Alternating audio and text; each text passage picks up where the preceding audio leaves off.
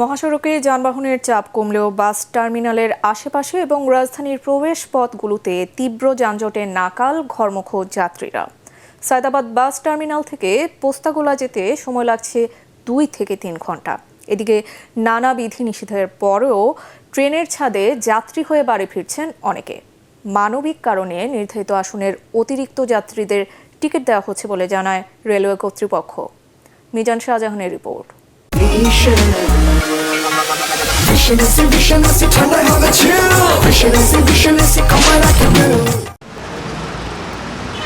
রাত পোহালি ঈদ, পরিবারের সাথে ঈদের আনন্দ ভাগাভাগি করে নেওয়ার জন্য খুব সকালেই বাসে চড়েন এসব যাত্রী, কিন্তু বিধি বাম, সায়দাবাদ টার্মিনালেই কেটে যায় 3 ঘন্টা।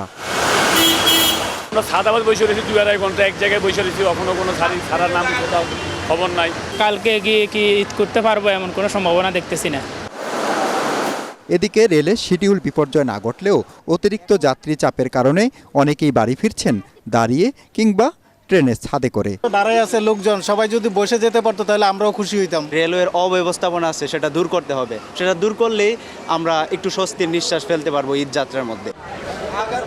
পদ্মা সেতু হওয়ার পর বরিশালগামী লঞ্চে চাপ কমেছে, কিন্তু দ্বীপ জেলা ভোলা ও দ্বীপ উপজেলা মেহেন্দিগঞ্জের উদ্দেশ্যে 9টি লঞ্চ ছেড়ে গেছে।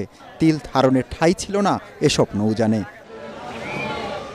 মিজান শাহজাহান, এটিএন বাংলা, ঢাকা।